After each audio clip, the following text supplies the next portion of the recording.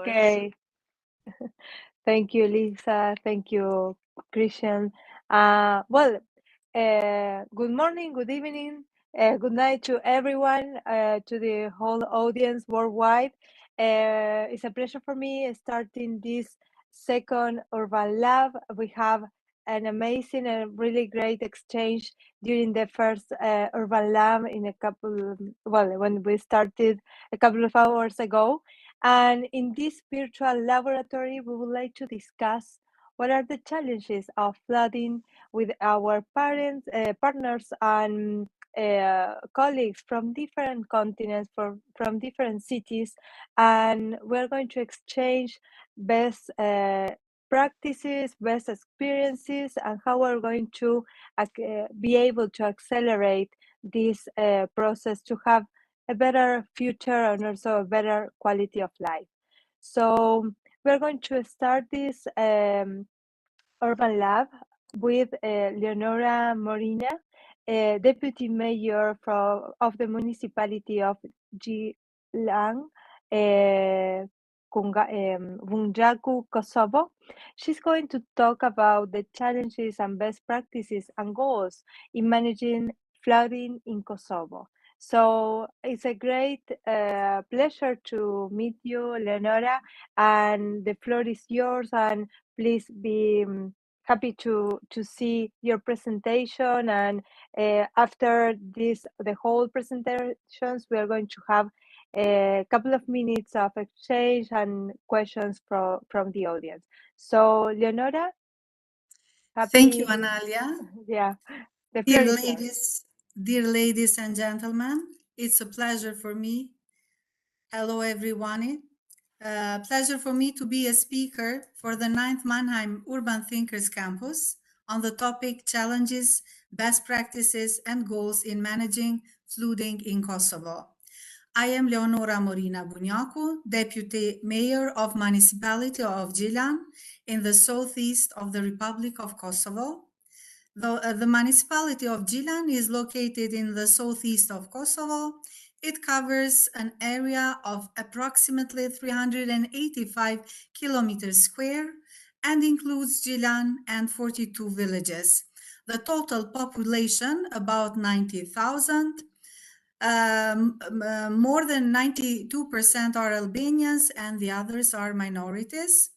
35% of our citizens live abroad, like in European countries and the United States of America. It was a great opportunity for all of us to be in the USA as IVLP Program Summit for Democracy. So we had 3 pillars: advancing democracy, combat corruption, protecting human rights. And as a result, I am really thankful to Christian Hubert from Mannheim that realized or made it possible to be part of this Thinker Campus Mannheim and to treat the very important topic like climate change. Meeting prominent people from 8 different countries all over the world, exchanging information, learning about many things, and visiting the most developed countries in the United States was really welcome for all of us. As a newborn country, after 23 years of liberty, and today we have the 15 years of Independence Day in our country, and I left behind all the activities because I wanted to be part of this online meeting all these prominent people from the 5 different continents and from different countries. Unfortunately, we still face too many difficulties in different fields of life, starting from education system, health service, the development of economy. Nowadays, unfortunately, we are still having problems with visa liberalization, unemployment, migration, and nowadays also we face with climate change too. I would like to give some information about our country. Kosovo has a geographical position. It is surrounded by high mountains in the west, Albanian Alps, in the south, Sari Mountains, and in the north, Kopaonik, where most of the rivers and streams are formed. which due to the mountains' character during situations with intense rainfall. They first cause rapid floods and then river floods, which often cause floods with consequences in infrastructure, agriculture, damage to the economy, but also human victims. Kosovo is raising its capacities, professional, technical, and technological, in the field of setting up the flood early warning system, initially with the extension of automatic meteorological and hydrological monitoring system, as well as in the advancement and application of predictive models, but also in membership in international organizations and institutions. Kosovo is not a member of the World Meteorological Organization. Worrying is the issue of raising the human capacities of specific profiles which are in short supply in our country. Hydrometeorological Institute carried out meteorological and hydrological monitoring and made announcements and warnings about dangerous meteorological and hydrological conditions. Makes announcement for institutions and responsible agencies, hold statements for the media and informs citizens.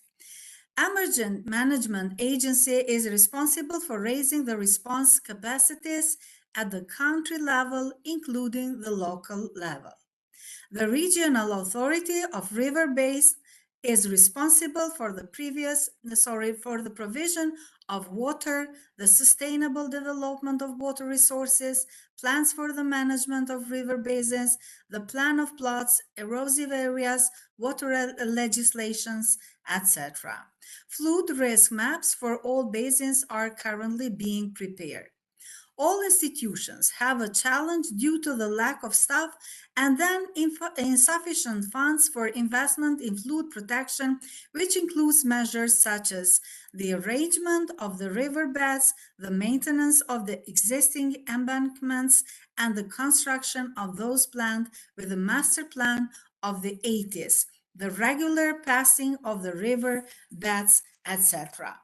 So, nowadays, 7,353 people migrated from one municipality into another in 2021 for different reasons. Different reasons is broad and makes it difficult to understand if climate effects could be among the reasons. No segregate data available, but environmental induces reasons such as droughts, flooding, or water shortages. National Response Plan was adopted in 2010 and has not been updated ever since. Moreover, Kosovo does not have any financial instruments for emergency response and early recovery in place, nor is there any risk management strategy to ensure short and long-term response financing. A national response plan, clear guidance regarding the mechanism. Municipalities decentralized, but some segments not fully funded and operational. Civil society with limited capacities and poor enrollment in the process. Unfortunately, as we mentioned before, the rivers have not been maintained since 1990. In our municipality, this year, 100,000 euros were allocated for cleaning and maintenance of riverbeds, which would have prevented floods in case of heavy rains, as happened in 2021 in our municipality. The pipes of black water and atmospheric precipitation are not separated, and as a result, floods are caused also. Fortunately, in our municipality, in the last rains of January this year, we did not have any floods, but other municipalities in our Republic of Kosovo were such as Skenderaj, Mitrovica, Vuštria, and Podujeva. Unfortunately, have coped with overflows and consequences are still being carried in infrastructure, agriculture, and housing. The emergency fund created by municipalities as well as citizens, local and international donors. The formation of headquarters, the declaration of a state emergency that was formed by three teams, by directors, firefighters, police officers, divers, for the assessment of the infrastructure damages, businesses, and housing too. First of all, we were entrusted to save people's lives. Then we ensured them to sleep on the places where they were secure, like hotels nearby, by sending them help, food, medicine, blankets, woods, etc. About 13 million euros were damages in infrastructure, business, housing, only in one place, the so-called Mitrovica. There are four rivers that overflow. The mayor of Mitrovica did not open the humanitarian fund because of misuse. As you know, when funds are organized, it happens to be misused.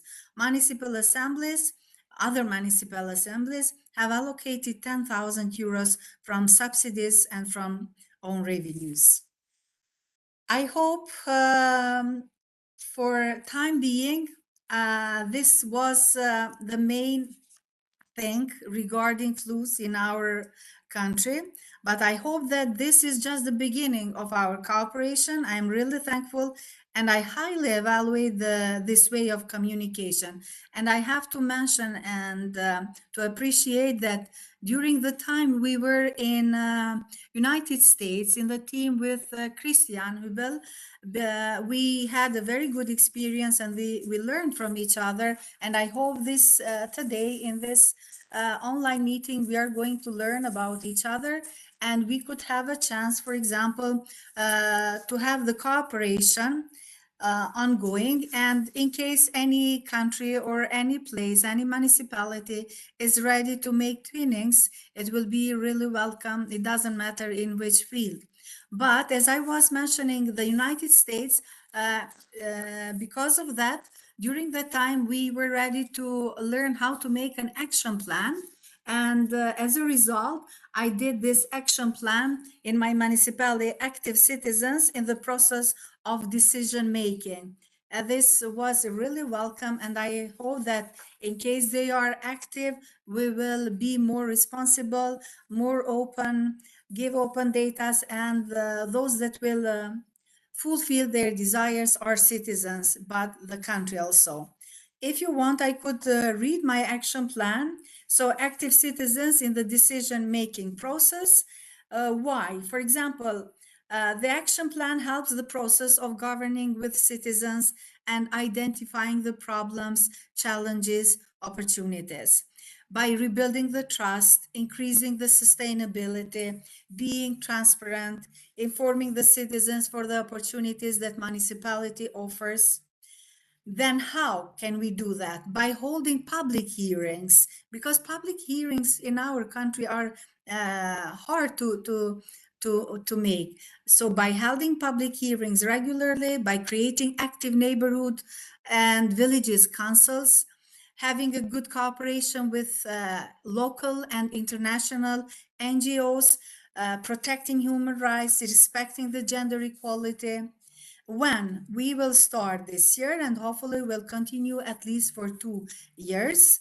And challenges that we think that could face is the lack of citizens on the public hearings, access of the officers to identify priorities in time, regular meetings, citizens face to face, expand partnership with youth, women, people with disabilities, retired people, all social categories in general, and NGOs.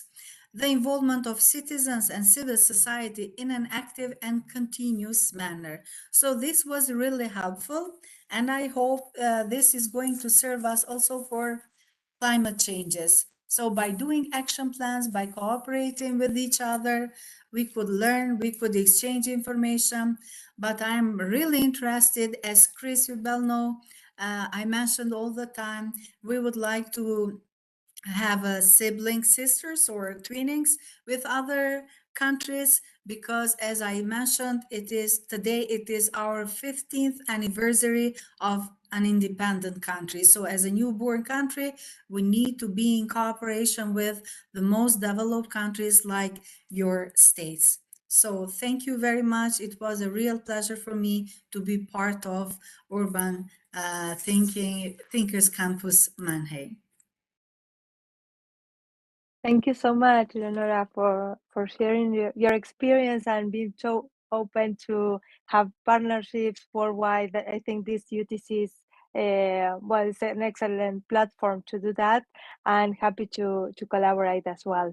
And well, we're going to follow the program, and we happy to. Well, we're going to do a little shift in this virtual lab because we're going to share a video from the municipality of El Viejo, Nicaragua. And so we are going to share the video, and then we're going to explain that this video is about the collaboration between the municipality, the city of El Viejo, and the city of Mannheim to cope the flooding in Nicaragua, how to create the infrastructure to well, to solve this issue. And so please, I don't know, Elisa, who's of the team, is going to share this video.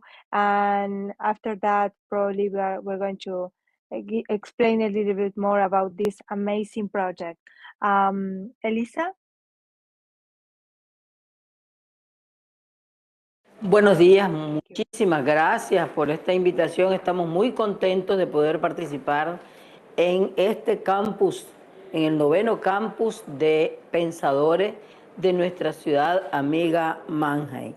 Y especialmente por la oportunidad que se nos presenta, ¿verdad?, de poder compartir con ustedes un proyecto de cooperación que estamos llevando a cabo con nuestra ciudad amiga. Nicaragua. Nosotros queremos referirnos un poco a nuestro país, Nicaragua, y a nuestra ciudad, nuestro municipio del Viejo, ¿verdad? Realmente Nicaragua es un país que está en América Central, ubicado entre el Océano Pacífico y el Mar Caribe, conocido por su espectacular territorio con lagos y con volcanes. Es un país hermoso, precioso, que realmente vale la pena visitar. Queremos referirnos un poco a la amistad entre la ciudad Mannheim y el Viejo, ¿verdad? Realmente se remontan a la década de los 80 y en 1986 un grupo de ciudadanos comprometidos de Mannheim fundó la Asociación para la Promoción de un Hermanamiento entre la ciudad de Mannheim y el Viejo, la Asociación Nicaragüense, para abreviarla un poco, ¿verdad? Esta iniciativa cívica se remonta al movimiento de solidaridad que surgió en Alemania durante la Revolución Nicaragüense en 1980. En 1989 los consejos municipales de Mannheim y el Viejo decidieron formalizar estos contactos amistosos establecidos en los consejos municipales de Mannheim y el Viejo. Y entonces se ha llevado a cabo con mucho éxito muchos proyectos.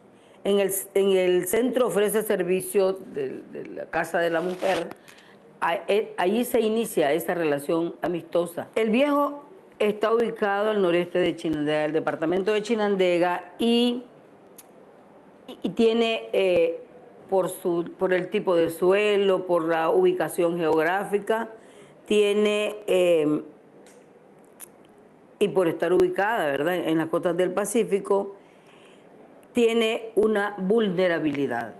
Precisamente por eso, debido a la proximidad con el Océano Pacífico, el Viejo está en una zona de Nicaragua con un riesgo mayor de ser objeto de fenómenos, ¿verdad?, naturales que afectan de alguna manera y tiene un efecto del cambio climático. Vamos a hablar un poco también del proyecto, ¿verdad?, que creo que es de interés mutuo compartir el proyecto que estamos llevando a cabo con la ciudad amiga Mannheim, que realmente ha tenido un éxito porque reduce sustancialmente el caudal de agua que cae en algunos puntos vulnerables, críticos de la ciudad.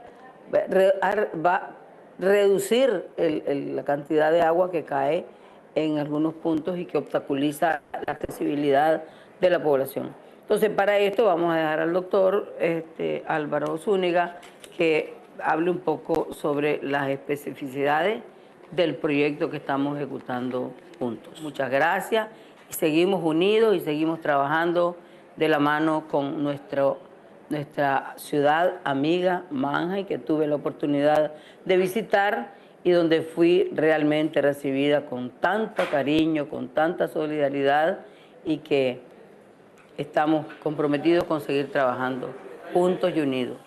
Mi nombre es Álvaro Zúñiga, soy el funcionario encargado de coordinar la comunicación entre la ciudad de Mannheim y el Viejo, y en este caso pues el enlace directo para la ejecución del proyecto que a través de una cooperación amiga o hermana hemos decidido desarrollar desde el año 2020, cuando se firmara entonces el convenio de financiación y de colaboración entre ambas ciudades hermanas. Para seguir abordando el tema de la vulnerabilidad que hablaba la señora alcaldesa en el video anterior, es importante seguir resaltando que el Viejo como ciudad sufre regularmente de graves inundaciones durante la temporada de lluvia. De mayor auge entre el tiempo que corre de mayo a octubre, que son las que causan considerables daños socioeconómicos a la población y a la infraestructura vial. Según el Instituto Nicaragüense de Estudios Territoriales, el Viejo es una ciudad con muchas probabilidades de ser inundada y sufrir daños por inundación en caso de torrenciales aguaceros.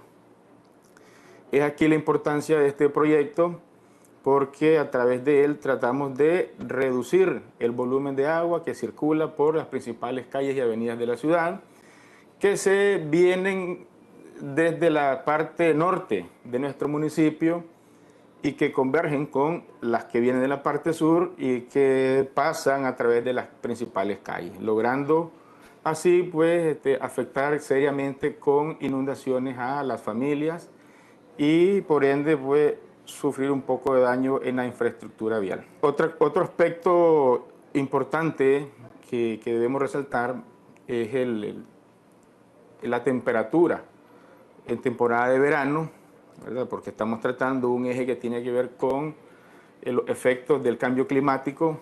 Si bien es cierto, en temporada de lluvia se nos inunda la ciudad, en temporada de verano pues el manto acuático baja de tal manera que dificulta un poco a las familias acceder al vital líquido a través de los pozos artesanales que se han venido realizando para poder hacerse del vital líquido. Pero además de eso, hay mucha gente en el Viejo que tiene por costumbre deshacerse de los residuos o los desechos sólidos tirándolos a la calle, lo que hace aún más grave la situación porque se estancan en los caminos, en las calles, y eso hace que el agua filtre o se drene de manera muy lenta y la inundación perdure por mucho tiempo. Sobre el proyecto en particular que se está ejecutando en cooperación con la ciudad de Mannheim y el Viejo, estamos hablando de desafíos contra las inundaciones en nuestra ciudad. Y decidimos entonces de manera conjunta, a través de un convenio, poner en marcha un proyecto conjunto, el cual lleva el nombre Adaptación al Cambio Climático en el Viejo, transfiriendo conocimientos municipales e infiltración natural de aguas pluviales para la protección contra eventos climáticos extremos entre Mannheim y el Viejo. Este proyecto data de diciembre del año 2020, ¿verdad? Como decía anteriormente, cuando se firmó el convenio, y está previsto concluir a finales de noviembre del presente año 2023. Está financiado en un 90% por el proyecto Nacopa y el 10% que es el aporte que tenemos que hacer nosotros como ciudad hermana. En tu total nos van a transferir, y el costo del proyecto de verdad en euros es la cantidad de 165.533.36 euros. El objetivo del proyecto es que la ciudad del Viejo y nuestra población estén mejor atendidos ante fuertes inundaciones en las temporadas de lluvia, por las aguas que se vienen hasta el centro de la ciudad desde el lado norte de la misma. Y por tanto, que las familias estén menos expuestas a los riesgos ecológicos o sanitarios, o también poder disminuir la propagación de focos infecciosos producto de las inundaciones.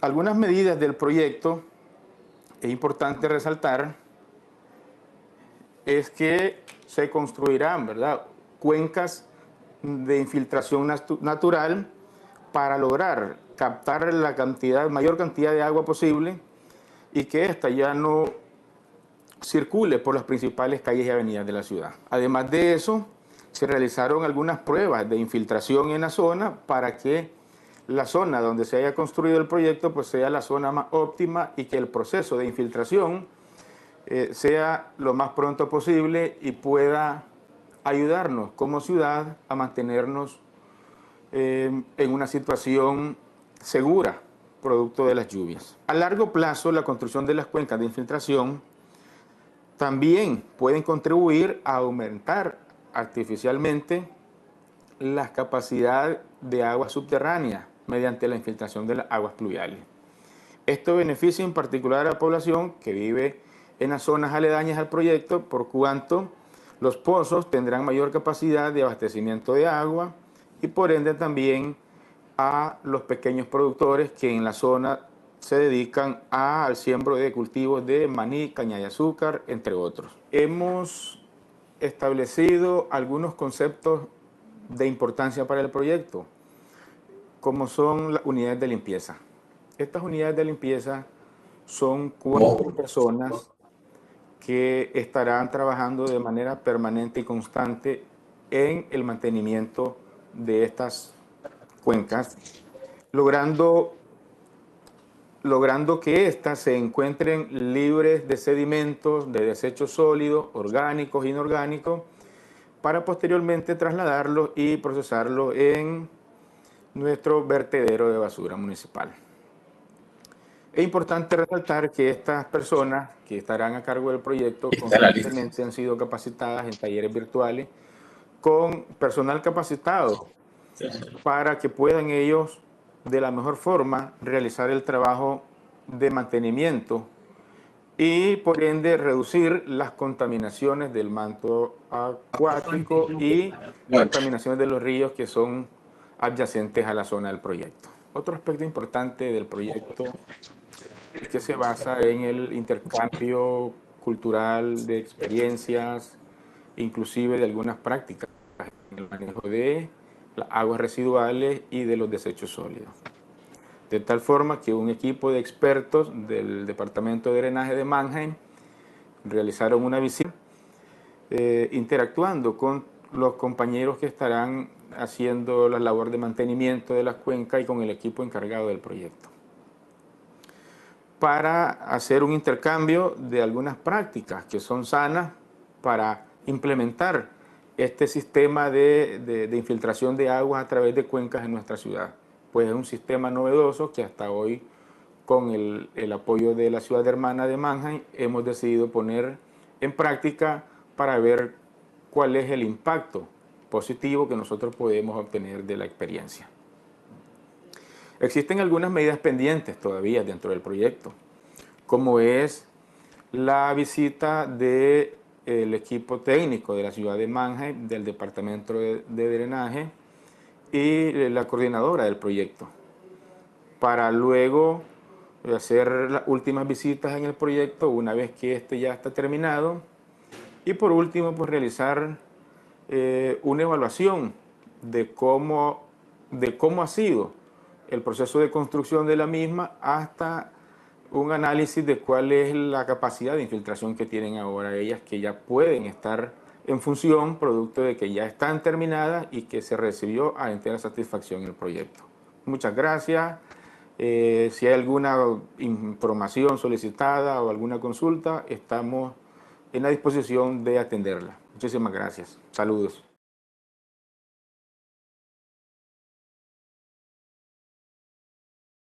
Thank you so much. Oh, here is Álvaro.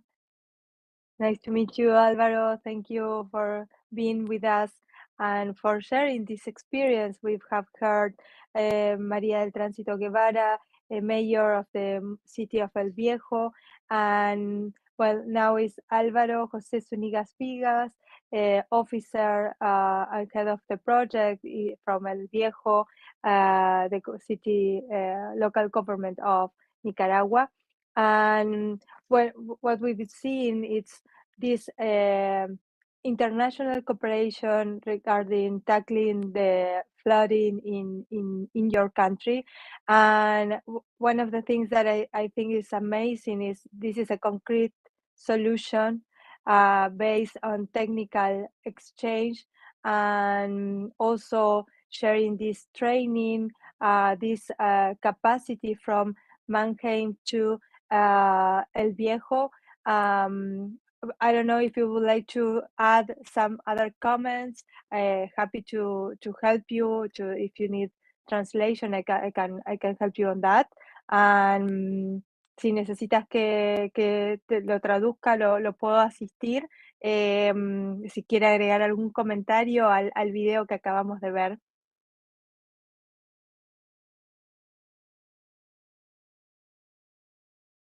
Hola, buenos días. Hola, buenas. Bueno, pues el video es prácticamente la expresión de lo que queremos compartir con todos los participantes en el foro. Y pues más bien, si hay algún comentario o alguna pregunta, pues con mucho gusto le. Okay. So he's saying that mainly the video show us the effort that their government is doing to tackle flooding, and also well, he's having some technical issues. So, but he's happy to hear if we have some comments at the end of this session. Is going to join us and keep in contact. So I will translate in that case if we have some comments at the end of this session. Muchas gracias, Álvaro. Ahora al final de la sesión, yo voy a abrir a las preguntas, inquietudes y ahí le hago saber si hay alguna pregunta. Gracias. So we're going to keep moving with this urban lab. At the end of this panel session, we are going to open the questions to the audience. And if you have any comments to share with Álvaro, he's happy to contribute and to ask those questions. So right now we are going to hear Didier Van Kutsem, Vice President of the International Federation of Landscape Architects. He's going to talk about climate adaptation and flood management, good practices about that. So happy to hear you. Are you there? Yeah. I'm here. Hello. Okay. Hello, Analia. Hi. Thank Hi. you. Hello. Thank The you. screen Nice. is yours. Thank you so much. Do you see my presentation? Yes. Yes. Could you put it as a word screen? Like Full screen. It's full screen now. Yeah. Yes? Okay. Yes. Right now, yes. Thank you. Thank you so much. And I hope that, tell me if you can see also the next slide. Thank you for the invitation to talk about flood management and also the challenges related to climate adaptations. I would like to present you one good practice. This is the lesson of Copenhagen. I hope that you can see my screen now and also the next slide. Yes, excellently. So in general, maybe it's always good to remind us about the challenges we are facing in our cities and also what kind of trends do we have, especially when we are talking about cities beyond 2050. We are talking about unstoppable urbanization. We are talking about disruptive living and working conditions, and also accelerating crisis. So in terms of impacts, we are going to we have new challenges, and these challenges we are going to see it every year. We are going to also face disruptive migrations, fragmented ecosystems, also related to financial structures and energy crisis. This is exactly what we have today. And connected to all these challenges, disruptive urban development. We are within this Anthropocene, I would say, change. So the radical change of our society, and maybe the end of one period of time on our planet, and moving to the next, which is maybe more challenging. And if we look at the Anthropocene in the context of acceleration and disruption, we see a lot of disruptive trends, not only on the Earth system, but also the social and the social economic trends related to the trends we know every day and we are challenging every day. And the trend of climate change and the climate transformation is set by the fossil industry. We know it very well. And if you look at the graphs on the right, you see that the investment in fossil industry is growing. It means that we are going to face in the next 10, 15 years an increase of all these changes, okay? Climate changes. So it means that our adaptation measures need to be very bold. Bold in terms of intervention, bold in terms of investment.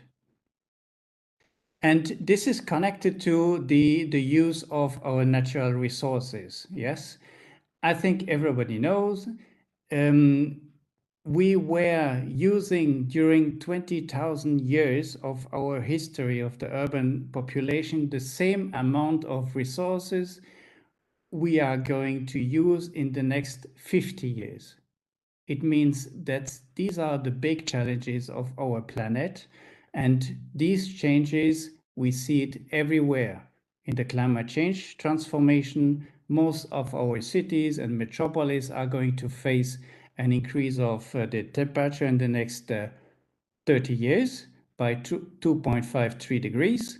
But also these changes and these challenges we are going to meet these challenges and see the challenges every year. And we see just now in Chile, but also in other countries in the world, that the challenges are getting worse and worse. So flood is an issue, burning forests and burning villages is another one.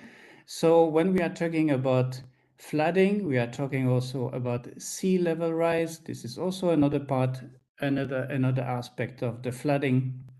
I would like to bring you to a very good practice, a very good experience. This is, first of all, the European City Climate Action Planning. This is an initiative started by the European Commission. And by the way, the city of Mannheim is part of it, to achieve climate neutral and smart city by 2030, with a lot of support, a lot of funding from the European Union, but also a lot of support from the different experts. Another aspect which is really recommendable when we are talking about flooding and adapting to the different changes is the use of nature-based solutions. And the use of nature-based solutions, I think everybody knows about it, how to make it happen and how to make this simply using nature as the best solution ever when we are facing this kind of climate changes. I would like to bring you the idea and the process developed by the city of Copenhagen. Copenhagen, 12 years ago, experienced a very big flood. The flood was around 150 millimeters rain within 2 hours 80% of all the basements were filled with sewage and surface water. It was 1 billion damage costs. So that was a kind of learning, very impactful learning experience, what to do with this flood. So what they did is developing a cloudburst management plan with several catchment areas, and for each catchment area there was a feasibility study. And this investment was, okay, we know very well, this flood is happening every 10 years. We are going to invest. So the city decided to invest within the next 20 years, 2 billion euro, okay, which is approximately the same as it was happening 10 years ago. 1 billion euro damage. Okay, let's invest into 300 projects related to funding and have integrated strategy involving and including nature-based solutions. So in order to prepare the city to reduce the damages due to flooding for the next 100 years. So planning in advance, what need to be done, what kind of adaptations measures do we need, and how to make it. So how they did was very nice and very interesting, because so based on the analysis of the catchment areas of the city, on the total area 34 square kilometers, 300 projects were developed to simply absorb and include and yes, absorb and store the storm water, yes, and that so that the city can simply continue to function without any damage.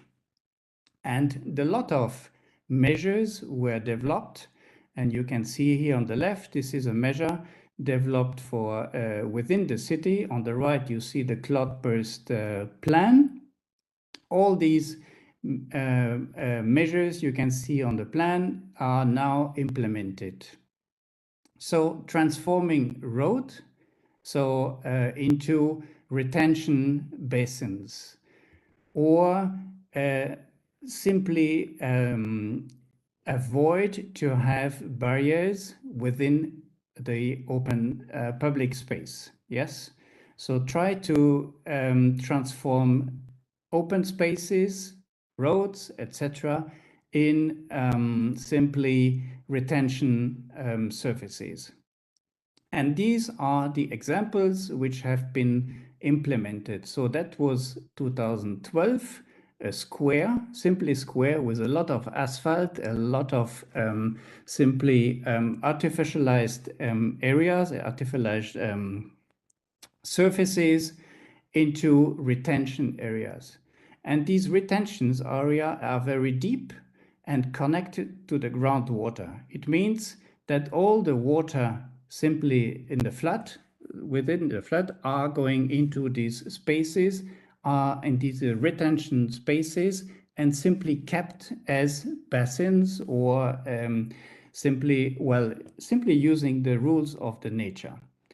Another example here, this is that was before, so and after that, you can see here all these examples, or all these transformations, all these surfaces are transformed and are now, which is much better, open spaces, active open spaces, accessible to everyone. So there are several places which are now simply connected to the soil, connected to the groundwater, and not anymore artificialized surfaces with a lot of asphalt, and especially also connect to the urban heat problems much better. You can see how also all these solutions are here. You can see also how the cloudburst on the left has been developed. You see that they developed also a toolbox. The toolbox is not only for the public services, but also for the private gardens, for example. If some people want to transform their public gardens, they can also use it and simply contribute to the solution, and also avoid that the city is simply flooded and has so much damages. Another example, this one. So that was simply a road full with asphalt and artificialized surfaces, has been transformed into a very cozy public space where you see people can meet and greet and have fun. But this is also, so this is the double function of retention, storing flood water, and also being a meeting place for the people, or a public space with a play and game area. So another example here in the city center, you see that this has been implemented, and normally these examples are so developed by landscape architects together with water management experts and mobility experts. So they see that this is integrated system. And here we see the multidisciplinary approach on the project level. When we are talking about this kind of measures, you see the different disciplines elaborating the solutions. So we have the hydraulic engineers, the urban designers, landscape architects, traffic planner, and also the finances. Because when we have this kind of intervention, and we know very well when we have to invest in advance, we need also the financial sector and the financial specialist to take and to support also this kind of interventions.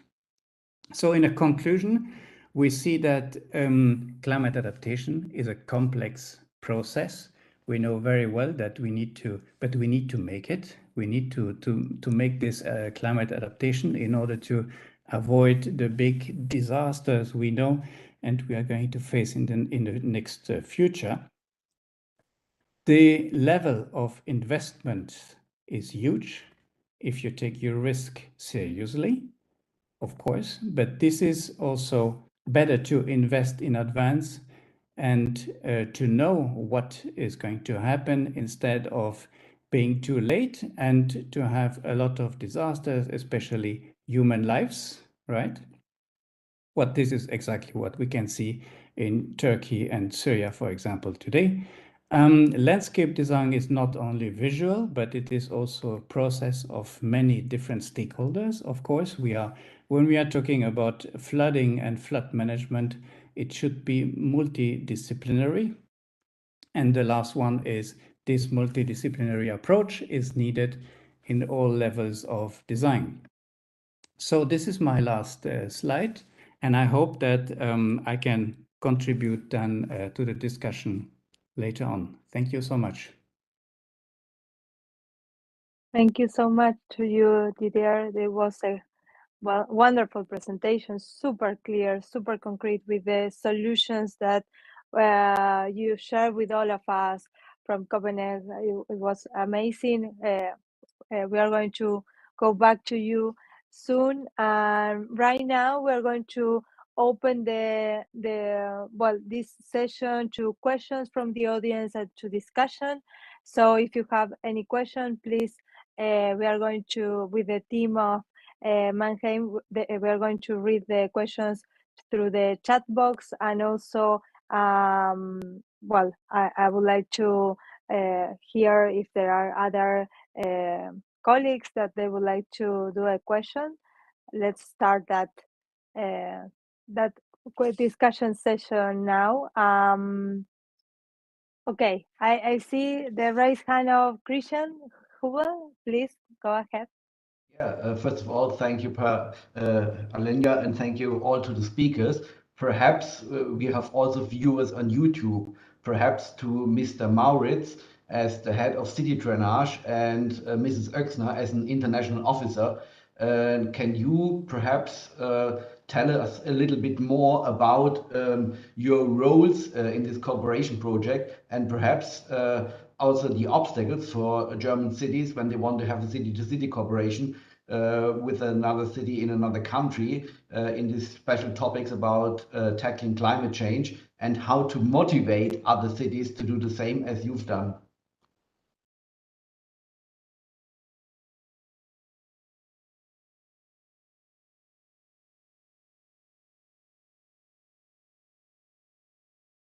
I thought they were here, but I look for my camera now. Can you all see me? It was about motivation. The motivation came from the old cooperation between the city of Mannheim, city of Heidelberg, and the city of El Viejo. And from this old connection, we decided to make a project together. And then we went to El Viejo three years ago, and there we identified the project. And Steffi Oechsner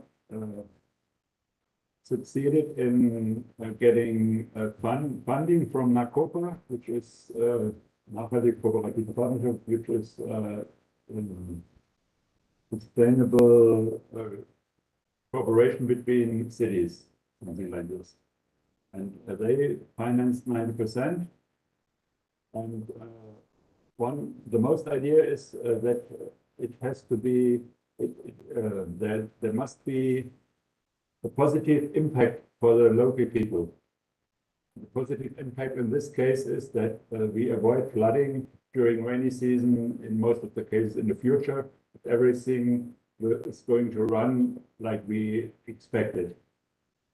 And for the future, in every case, we also other cities have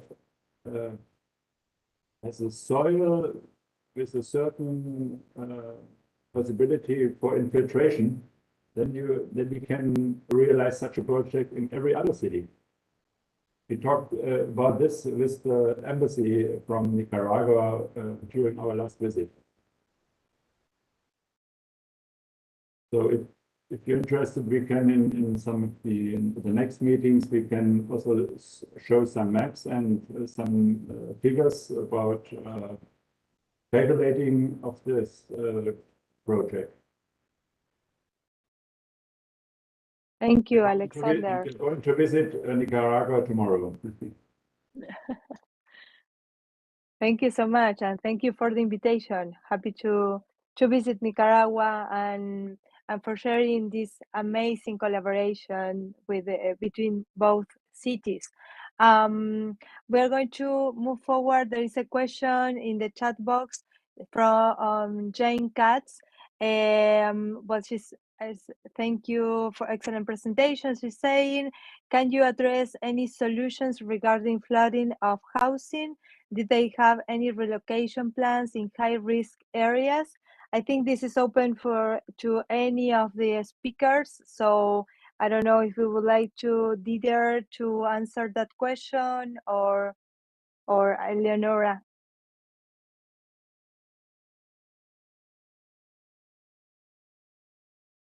Should I, or maybe? Yes, please. Okay. Go ahead.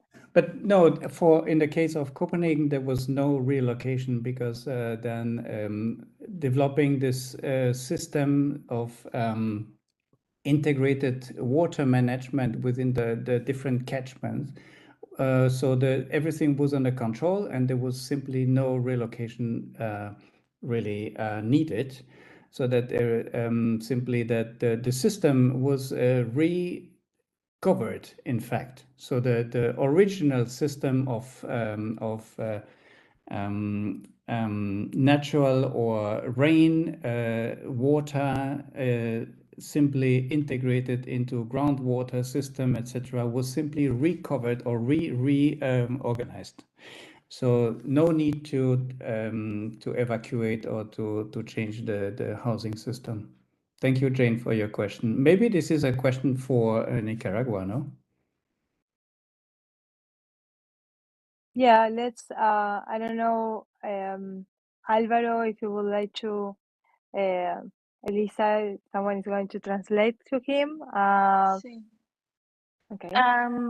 Álvaro, la pregunta era si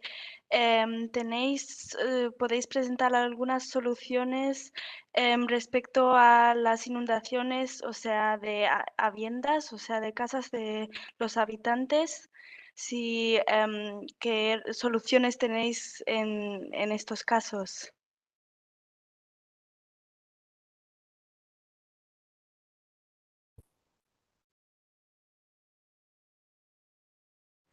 En principio la principal solución y estrategia que tenemos diseñada es hablar con las familias, con las personas, para que puedan, en la medida de lo posible, evitar que los desechos sólidos circulen por las calles, porque esto hace que las aguas se queden estancadas y que se produzca filtración muy lenta de las mismas y que se inunden las casas, las calles y toda la infraestructura vial.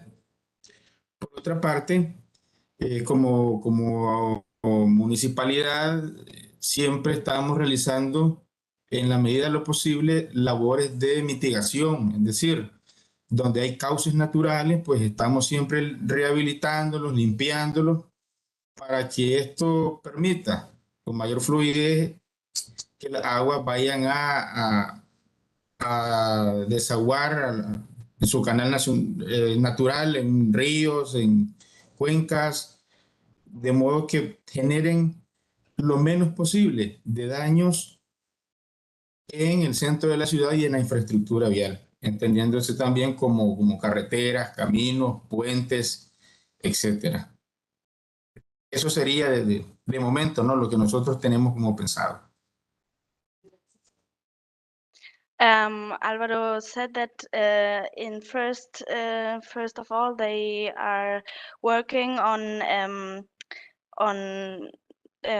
telling the people not to throw the waste on the streets, and that the water can flow fast and get into the soil. And after the second aspect is that they try to get the water as fast as possible out from the streets, so that the water isn't anymore in the houses and can get out very fast. Yeah, exactly. I don't know, Leonora, if you would like to share with us if you have any experience regarding relocation, flooding houses. Okay, Didar, I think that you would like to add something. Mayors and local officials can influence global issues by offering cooperation with responsible institutions, neighboring countries, as well as developed countries in the region, European Union, and the United States of America. Until now, we have had support and cooperation by GIZ Germany, and with the KFOR Regional Command East, with 11 neighboring municipalities. We have organized conference of the mayors of the Southeast to improve the growth of economy, infrastructure, waste management, supply of drinking water, etc. So we face with flooding, but also most of the time we have problems because of the water shortage. And we are trying to make this solution by working together with KFOR and 11 East-South municipalities. Okay, thank you for your experience. I think Didar has a comment, and then Elisa. Yeah, this is a comment related to the water management in cities. Because what we can see from our experience in the last 20 years, when we have flash flood, it means water within very seconds, within 10 or 1 minute, you have a high amount of water running into the streets, destroying everything, and the examples are everywhere.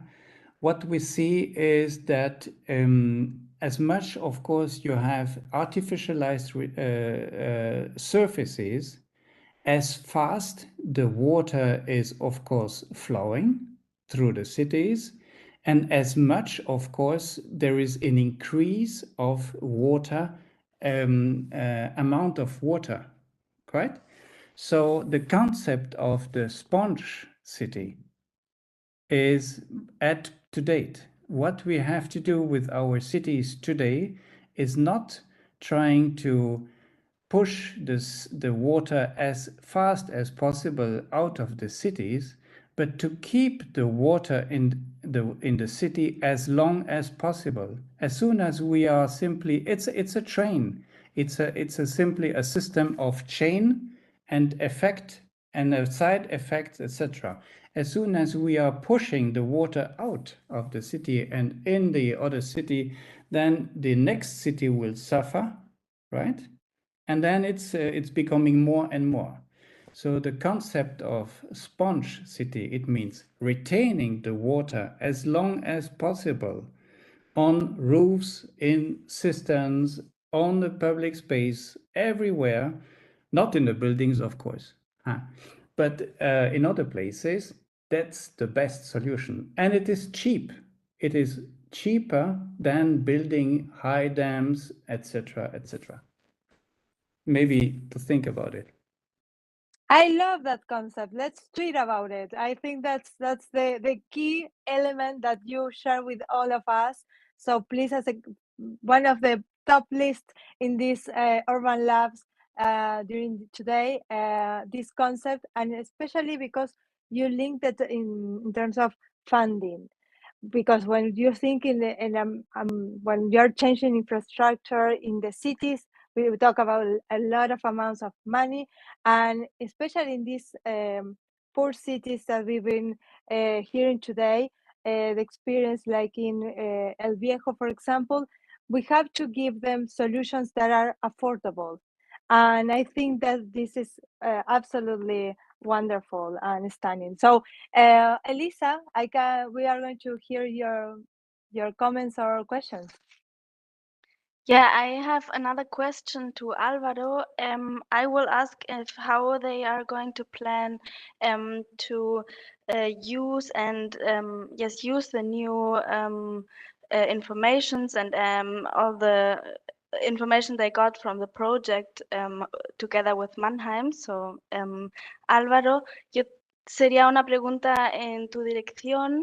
De cómo planificáis mantener o aplicar los conocimientos que habéis ganado del proyecto. En el vídeo habías hablado de una documentación y una evaluación que vais a hacer después de ahora cuando se acabe el proyecto. ¿Cómo planificáis aplicar los nuevos conocimientos en el futuro?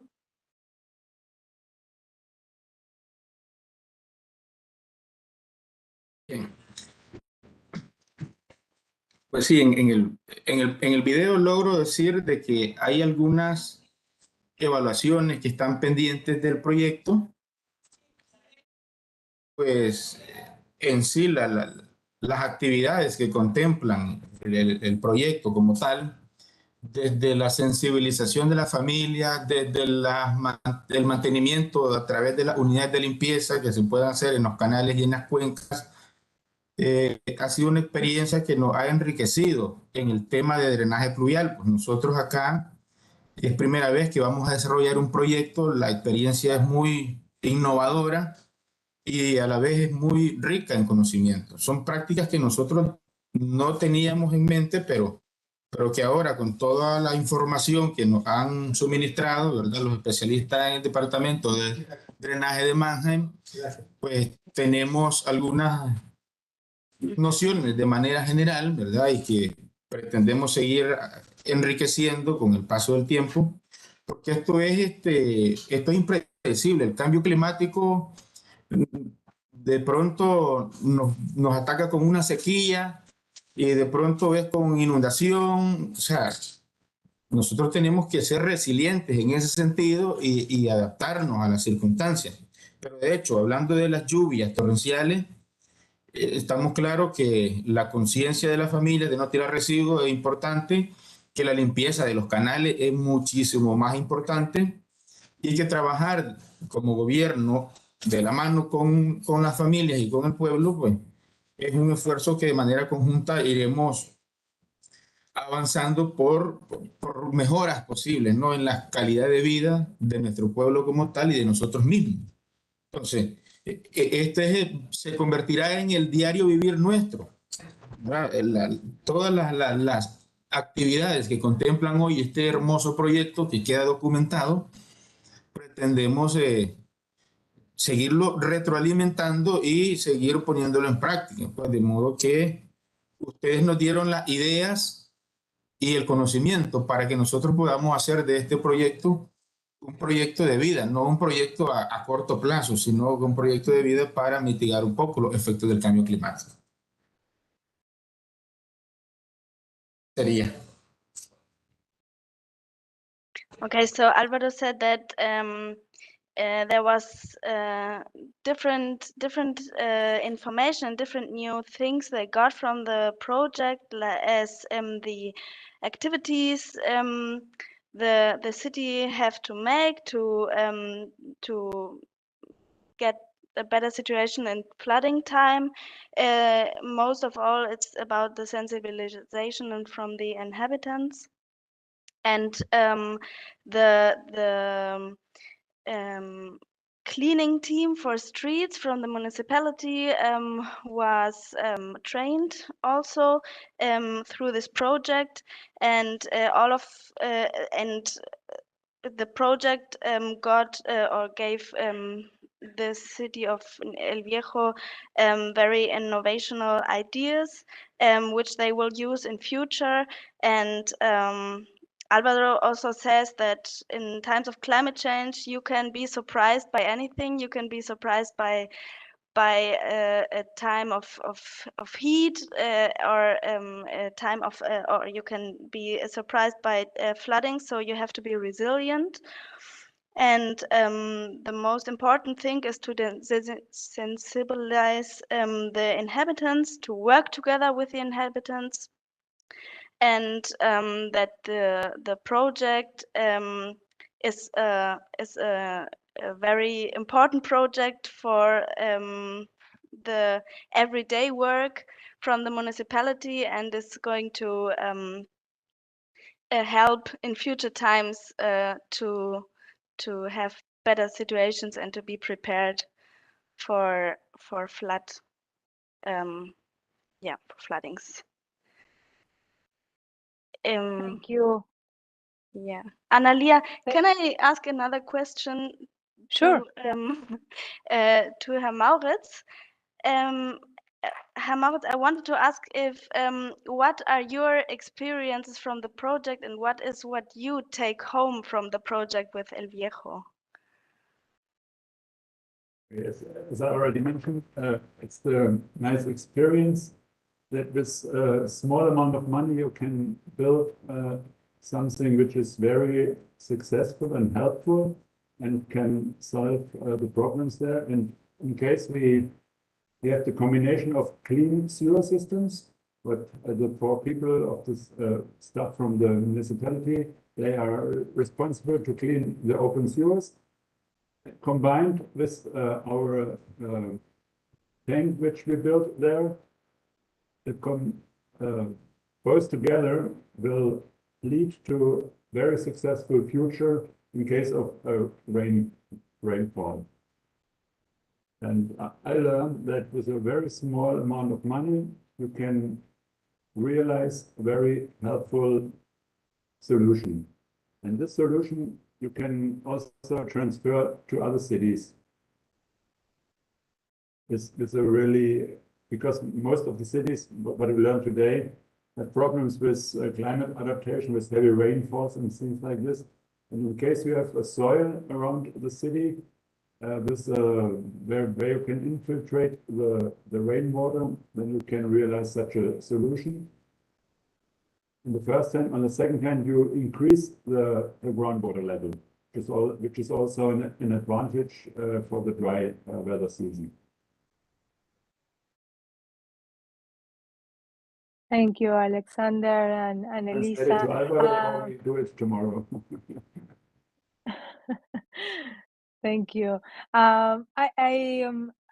Someone is telling me, Christian, that there is Stephanie Oshner with us, and I would like to ask her if she can tell us and share with us what is the relevance of cooperation in this topic. I think that we're having this experience with Mannheim and the municipality of El Viejo, but also to other cities. Stephanie, are you there? I'm there, yes. Hello. Okay. Hello. Yes, I'm the coordinator of the project in El Viejo, and we are really happy to travel there tomorrow for our final visit in the project. I think 2 points are particularly important for successful project implementation. The first one is to develop projects together, really together, and on an equal footing, and taking into account cultural and local specificities, and to get to know each other, of course, and to learn interculturally, to take small steps and not begin with big projects, but with little projects, just also to learn how the partner works and how the working culture is, because normally it's very different in different countries. And of course, I think the most important thing is the personal contact to implement a project successfully. And for us in Mannheim, it was important, or it's important, that we implement projects with cities with which we already have connections, and also whether there's already civil society involvement in our city, and whether our commitment is supported by the civil population in Mannheim. And this we have also anchored in our action concept for municipal development policy in Mannheim, which the Joint Council adopted last year. And in our project, in this project, this was the case. The Nicaragua Verein, which is an association from the civil society from Mannheim, that has been committed to the people in El Viejo for years already, supports the idea of the project and is involved in the whole process of the project and the project implementation, and supports us, and is always there when we are traveling to Nicaragua. And I think this is also really important and helps a lot. Thank you, Stephanie. Also, there is a question to Leonora in the chat box. I'm going to read it, and I would like if you can answer it online, because people that is following us in YouTube cannot read our chat box here. So let's share with them the question. To Leonora, what it means concrete in your country when you have water shortage. Tell us about your experiences and what it means for the people.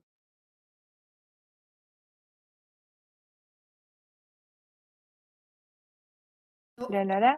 As Okay. I already mentioned, 2 years ago, we faced with a water shortage. It was a really hard time for our municipality and our citizens in general. But nowadays, thanks to the rains, we are not facing any more that. But when you do not have enough water, it means your life is paralyzed. You can't function as a civilized country or as a civilized place. So we hope after the meeting we had with 11 Southeast municipalities and also organized by KFIR, we discussed about, as I mentioned, about the drinking water, about waste management, infrastructure, the growth of economy, and almost everything. Everything is connected with water. If we have water, if we have green areas, enough, if we invest more in infrastructure, and the welfare of the citizens is going to be better. but I am keen on having any cooperation with any volunteer place that would like to cooperate with our country, especially with our municipality. So it will be really welcome because of your development, so exchanging information and helping our newborn country. Thank you for understanding in advance. Thank you, Leonora, for sharing that experience. I found a very interesting question as well in the chat box that I would like to read aloud, so Didier can explain it online as well. How from Parisha Kloss, who was moderating the first urban lab, that it was awesome, an urban lab session about heat waves. Right now, she's asking about how to integrate the sponge idea of the cities into the existing sealed urban areas. Could you, Didier, share with us your answer online?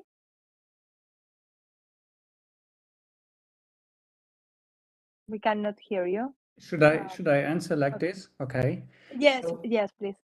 the basis of understanding the water management is to identify the catchment areas. It means the place where you have it's related to topography, it's related to the different obstacles where the water is flowing to.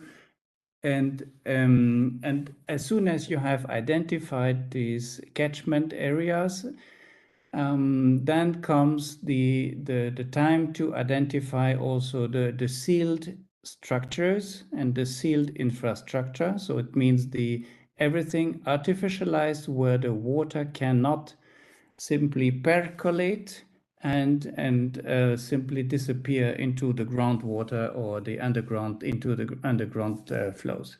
As soon as all these areas are identified, so this is very simple. You can calculate the surfaces, you can calculate how much cubic meters you can store on these surfaces. As soon as it is identified, you can simply develop your concept and set the priorities. So where are the first surfaces to be completed by flooded? Where are the second one? Where are the third one? Where are the danger areas? Where are the surfaces where, for example, you can simply guide the water outside the area? So all this is, of course, this is very technical. It's related to topography, it's related to vegetation, it's related to simply mobility infrastructure, in fact. But it's very helpful, and it takes time, of course. You cannot do it everything within 5 years. So Copenhagen was doing it within 20 years. Yes. So for a big surface, 34 square meters, you need and you have to understand that water, it's a natural element and it goes everywhere, right? So water is flowing from top to the down. So there is very simple. But as soon as you see that it is a fluid, and as soon as it is like, filling a glass of water, exactly the same system, as soon as there is obstacles or as soon as the glass is full, it goes to the next place. Well, it's simply a strategy. We have to think long time in advance and to implement, and especially also, yes, to involve the people, because they are also part of the solution. I hope it's understood. But look at a sponge and how a sponge is working, simply absorbing a lot of water, and then after a certain time of retention, simply evacuating the water, but slowly. That is the solution for this concept. Okay, excellent, Didier. Thank you so much. I think there are a couple of more questions. Okay, Elisa? This is a question also to Didier, but maybe anyone else is interested to answer.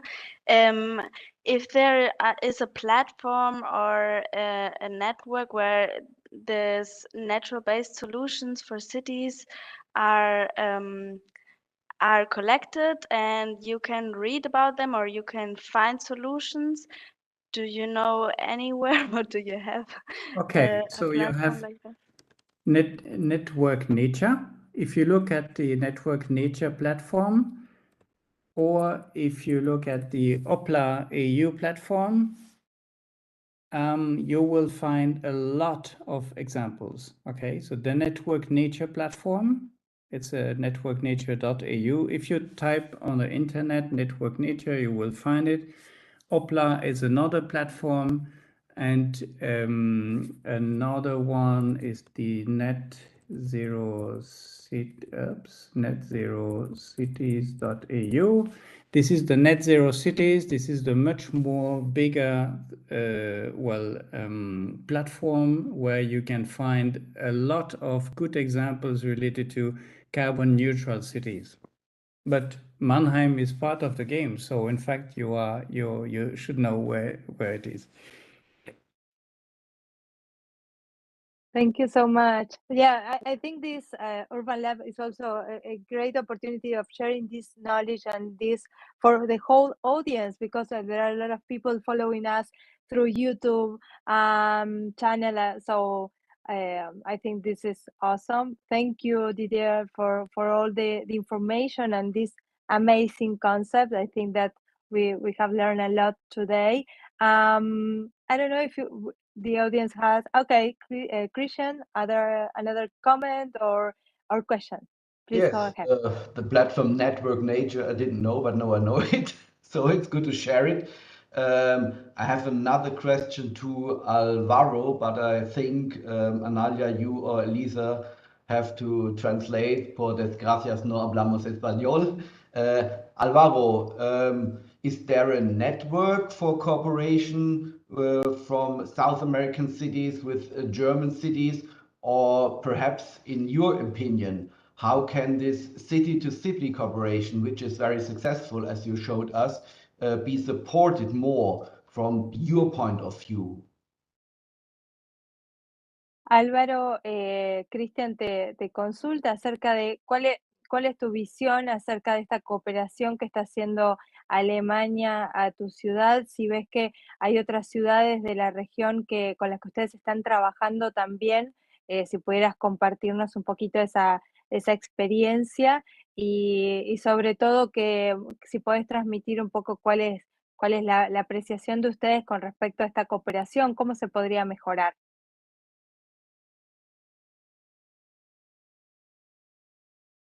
Bueno,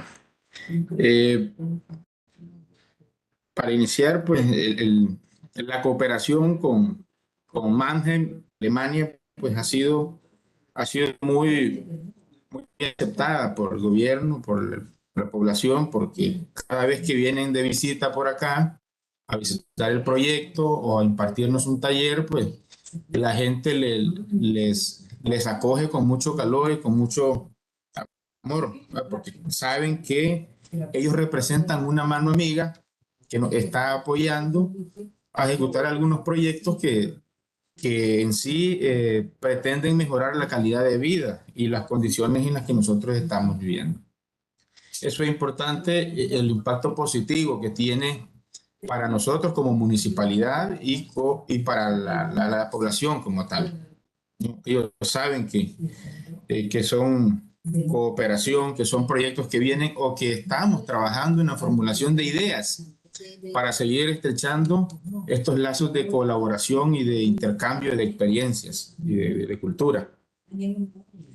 Sí, tenemos otro hermanamiento con Norwich, Inglaterra, pero trabajamos otro tema social meramente. Trabajamos reforzando el tema de educación con ellos. Ellos apadrinan una escuela que lleva el nombre de Norwich, Inglaterra, y a los niños que asisten a ella, pues los dotan de uniformes, de útiles escolares, ayudan en algunas reparaciones en las escuelas, en caminos, etc. Pero el tema meramente del cambio climático, pues hemos estado trabajando de manera muy particular, ¿verdad? Ya como proyecto, como un hermanamiento, como una relación de amistad con Mannheim. También existe un organismo que está presente acá que se llama Plan Internacional. Plan Internacional también estuvo con nosotros tratando el tema del cambio climático y de cómo ser resilientes en ese sentido para poder nosotros como municipalidad o como región, pues, porque ellos tienen presencia en la región y pues somos una región que está bañada por 2 océanos en el centro. Y entonces el tema de la inundación para nosotros es un tema bastante complejo. Ellos lo entienden así y estuvieron también impartiéndonos charlas y conocimientos alrededor de los efectos del cambio climático y de algunas medidas que se pueden poner en práctica para reducir los efectos o impactos negativos. Igual siempre agradecidos con todas las iniciativas y todas las ciudades hermanas que quieran ayudarnos, ¿verdad? Para trabajar este tema y otros más. Somos un pueblo que está abierto a recibir cualquier colaboración, sea en términos de conocimientos, en prácticas, cultura y por qué no, en la ejecución de proyectos de manera conjunta que nos permitan mitigar o reducir los efectos negativos para nuestra condición de vida. Gracias.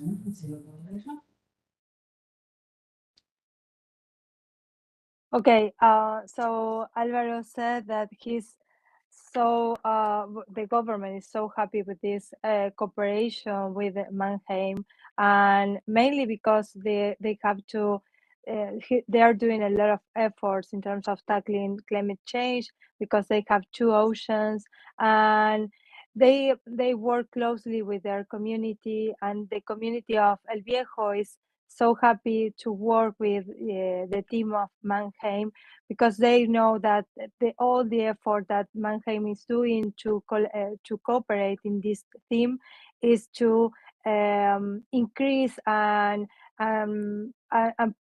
give a better quality of life to the El Viejo citizens. So they are happy for this collaboration. They're having others experiences with the Norwich from United Kingdom city that is a twin city like Mannheim, but they do like a cooperation on education. So this city is giving them uniform, books. They give them funding for repairing the building, the school building.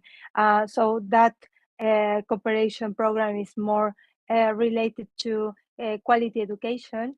And in terms of climate change, they have also other experience with International Plan, that is an organization that is located in Central America, and they're working how to increase the capacity as a resilient city, and also exploring solutions in terms of flooding, and they are giving them some trainings on the effects of climate change. So this he said that they are an open city. They are open to know more about how to solve this issue on flooding, on climate change, and happy to work with other cities as well.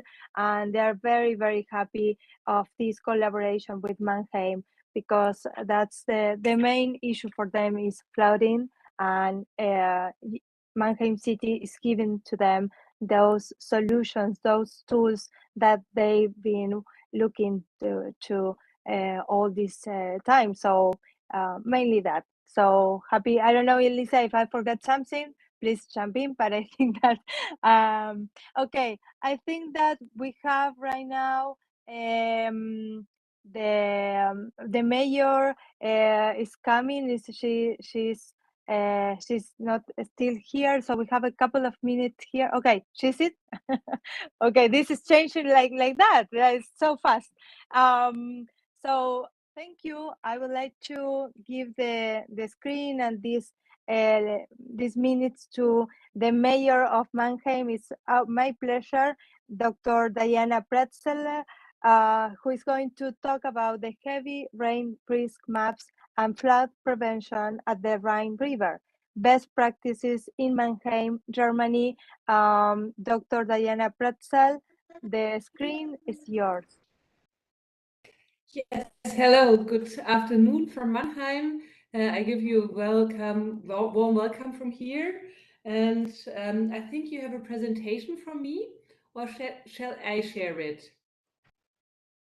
As you like. We can share it or you can share it. It would be great if you shared it. Okay. Yeah, thanks a lot. Jetzt dann kochen.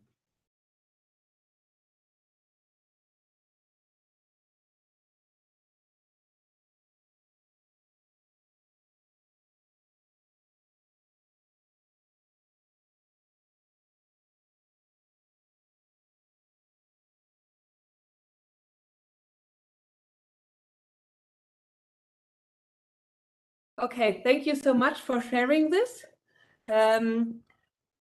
So I think this is a special topic for you today. What I would like to introduce you, and it's in the circumstances that Mannheim is one of the really high temperature cities of Germany. We expect until the year 2100 a rise of the temperatures of about 3.6 degrees, which is really a lot, I think. And also we are the hottest city in Germany, big city to be clear. Yeah, there are some very small ones that have the same problems as we do, but especially as a bigger city in Germany, we are definitely the hottest. And so we went for action already in the year 2019. And you can give the next presentation slide already. And decided that we want to go for Mannheim 2030 to be climate neutral. Therefore, we are also one of the European cities that are aiming for that, and therefore we are even a model city. So we are looking not only for climate neutral, but also for a resilient city that is a model for all these topics. And therefore, we decided about a mission statement within our parliament to go for a lot of actions on that. And therefore, I need the next slide, please. So we developed a concept for the climate change in Mannheim, and we especially also developed a heat action plan. And the heat action plan is aiming all of our inhabitants, and especially also is aiming the topic of health, because we have a lot of people dying from the heat in the summer. We don't have figures about that yet, but in nearby France, we know that there are a lot more people are dying in these years. And also in Germany, we had a overdying this year, which was quite high, and we are quite sure that this is about the heat factor. And so we developed a concept with about 20 to 30 different action plans. We also had an urban climate analysis, and what I will go more into detail is the heavy rain risk management and the promotion program greening, which says, you see my little son, He is also part here. Oh, so nice. This is Leonardo. So nice. I think we also do this for him here in Mannheim. But what we did is a promotion program for greening, and everybody who is taking part of that is getting a lot of money from us, from the city, to be part of that, and they are really getting high subsidies for that. So we all went into this action. So you can give me the next slide, please. Therefore, we went to a climate change with 71 actions to implement the climate change program, and it has about two really big things: the heavy rain risk management and the raising awareness and risk communication. So the next slide, please. And therefore you find a special map that is really new, and it's part of Baden-Württemberg, of our county, that you have to do that. But there you can really go deep into your home and see how heavily the risk is for your home. And then you know how much things you have to do. And next, this is really interesting. It's like Google Maps, more or less, yeah, but specialized on this heavy rain topic. So maybe you can give me the next slide. And here you see that we really need that.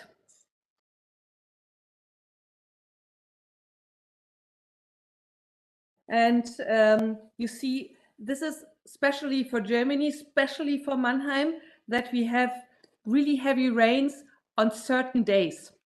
Yeah. And they're just in one part of the city, but then they're really heavy. And we are the city of 2 rivers as well. So then we really have sometimes really high and heavy problems with water. So people are needing to do something about their home. So the next slide, please. So what we do is what you see here. I already told you, you can see we published this map, and we did a couple of things about the map.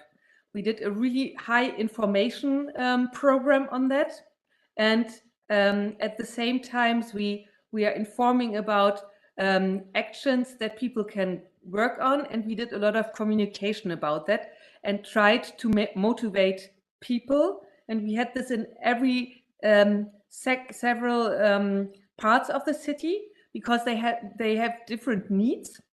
And there were a lot of people coming there because it's a really important topic for the people. And we gave them very practical information how to change, yeah, their home. So next slide, please. So you see this here. This is an analysis in one of our districts in Freudenheim. And you can really see how which homes are which homes have which problem and which streets have which problem. And you see the very blue ones and the red ones are the most important parts. Yeah. So this is one of the districts. So maybe you go to the next slide, please. So this is what we did. We did the information, as you saw. We did events.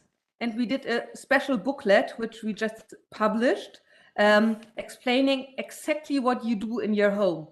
Very, very practical. That's what I said. What you do about going into your home, what you have to change, and what you have to change to make your garage more secure, your garden more secure, and so on. So we did this very practical in the booklet. We also give everybody information, but we also did this information events. So next slide. And there you have these practical things. You see on the left side, it's good if you have your entrance more high. So this is very, very practical. And you also see it's good if you have all the small things as the mail post mailbox more high, and but if the entrance is low, it's not good. So this is really the practical thing about it. So next slide. Here is the same. You see, if you have a window, you just have to do something about it, and also about the garage. I just told you. Next slide. And also with your garden, you can do a lot. You can have small green areas where the water can go into, and this is also helping that the heavy rain is getting out of the street and also out of your house, of course, in if you have it accumulated. Next slide. So also we have a project, especially in Germany, about the flood prevention of the whole city, especially in Mannheim, because we are at the River Rhine, and therefore we have a special project at the moment. And you give me the next slide, please. So what we have at the moment, it's a 3.6 kilometer long Rhine dike, and this is from the very former time when they changed the River Rhine, and they try to protect the cities. It's almost about 200 years old, the dike, at least at some parts. So this has to be renewed, and what we just do, we try to renew this in a way that we can save nature, because we have a lot of trees there, and it's in the middle of a nature conservation area. And what we just try to do is to have a new way of reconstruction this dike, and we just want the government to go new ways to on the one hand save our city, on the other hand save our nature. So we are just about in this process at the moment with a very deep steel thing that is helping to protect the city. Next slide. So this is exactly what we are trying to do. You see on the right side these steel wall that would go into the ground about 6 meters. And if we could do that, then we could save almost 90% of the trees. In contrast to if we would do the normal way, it would be more than 1,000 trees that we would lose. So we really want, in this nature conservation area, to do the new type on the right-hand side. So this is our current discussion at the moment. Okay, next slide. And after the bursting of the dam, we had even this problem that you see at the moment. Most of the city would be flooded if we really had a high flooding of the River Rhine. Next slide. Thank you very much. And I hope you could see something of our new ways of facing the year 2030 and also the year 2100, and trying to make our city really fit on that, fit on the temperatures, and also fit on very heavy rains. Thank you very much, and maybe you have some questions. Thank you, Mayor. It was a pleasure hear your experience, your leadership on this topic. I know that Mannheim is leading this implementation on the SDGs, and happy to have you in this panel session. I will open the floor if there are some questions to the Mayor that is joining us and sharing with us the experience. So please raise your hand if you have any question or comment that you would like to add to this, and also for closing this. These two urban labs that we have done today. The first one was on regarding heat waves and now flooding, and those are the main challenges that we are having. I would like to ask you, Mayor, a question regarding what are the obstacles that you observe with the different stakeholders of your city to implement this?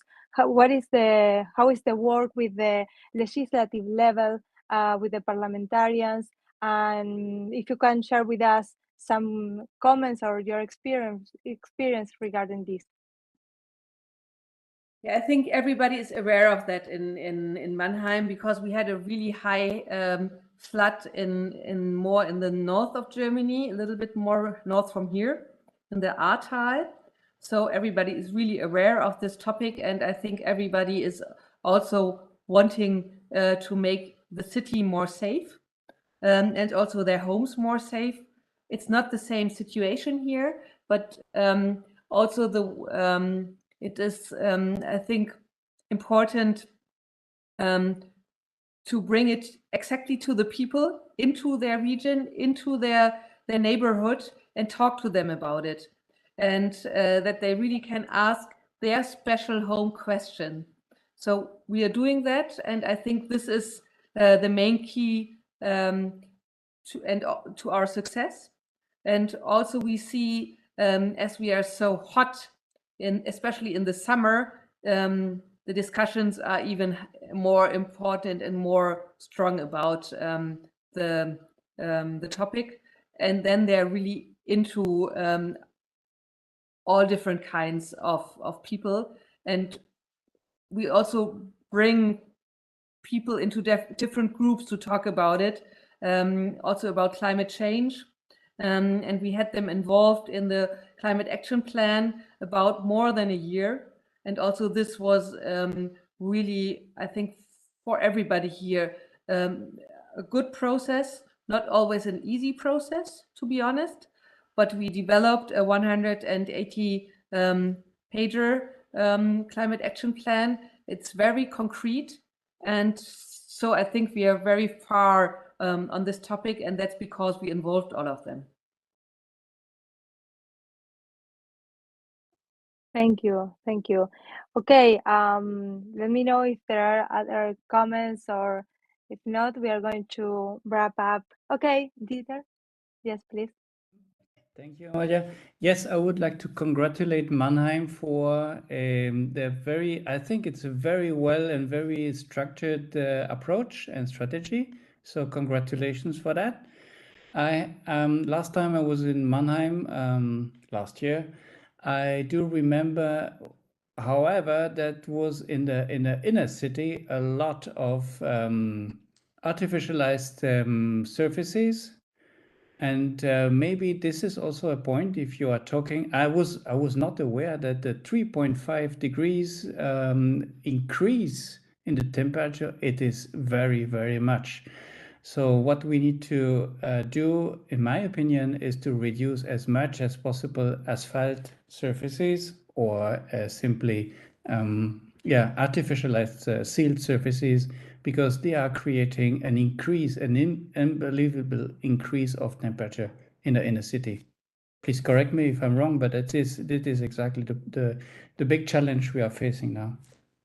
Yeah, you're right. We are trying that. We also, if we change the artificial grounds, we also always do it with very light and heavy stones, so that we at least have the albedo effects. And wherever we can, we try to green. We also have a subsidy program for everybody who gives green into the city everywhere they can.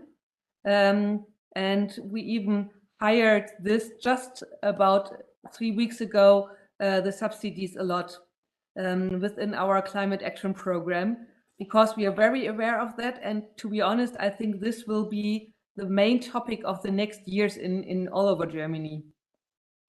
People are not aware of that yet, and I see this coming. I really see this coming, and I think we have to do a lot more on it. And I think it's going to be the new climate action topic after we manage the energy questions, right? Next to biodiversity, maybe. Yeah. I think these are the two really big points we have to face. Yeah, especially in the cities. To share my experience, I was last year in July in Rome, and we had 60 degrees within the city. Can you imagine? Because there was 45 degrees, but when we were touching the asphalt, everything was burning almost. So we had, and the temperature of asphalt was 65 degrees. Can you imagine? This is unbelievable. You cannot live in the city like that. No. So yes, these are very bad scenarios, huh? Yeah. Well, perfect. Thank you so much. I think that the experiences that you've been sharing during this session are very, very, very important for all the regions and the cities and people that are listening this Urban Lab from different parts of the world. And I would like to close this session. I think that we have two main topics that we've been talking about flooding today, but we need we know that climate adaptation is a complex process. We need solution-oriented actions, people-centered, and also I would like to keep this concept that did share with us the sponge city. How are we going to be able to make a solution with this flooding? Well, with a multidisciplinary approach, sharing the indigenous knowledge, the nature-based solutions. Those topics having been shared with concrete examples from the city of El Viejo, from Copenhagen, from Kosovo, and also from Gilan, Kosovo. And also, the thing is, you are going to be able to be so work in solidarity with others, sharing the practices, sharing the resources that we have, and also sharing the capacity and communicating these actions. I used to say that we have the SDGs, we have the new urban agenda as a global agenda that give us the opportunity as a global hashtags to connect to different cities, to different people more fast than ever. Because when you are saying that you are working on climate action on the SDG 15, you can promote your actions through the SDGs and connect faster to other cities, to other people around the globe. So we need to embrace and to hold these global hashtags that we are having in these global public policies, and also trying to get this national support from each country. The city cooperation is going to be increased if we have the national support, and we need to call the national governments on this, and in terms of leading these topics. The organizers, Christian Hubel, is telling me that they're going to make a document with the learning points that we are going to share today, the practices, the experiences, all the links and the information that we've been sharing during these urban labs, and also trying to point out the concrete actions, the concrete possibilities to exchange these opportunities and also this international cooperation. So for me, it was a huge honor having you, all of you, in this session from Buenos Aires, so far, far away from the South continent, but happy to be with you. Thank you so much, Mayor, for this opportunity, for your team, for your work, and for connecting all of us. So thank you, Christian. Thank you, Elisa. And let's close this session Be safe and please be responsible with your environment. Bye-bye. Bye. Thank you all. Bye. Bye-bye. Thank you very much. Thank you very much. Bye. Bye. Hmm?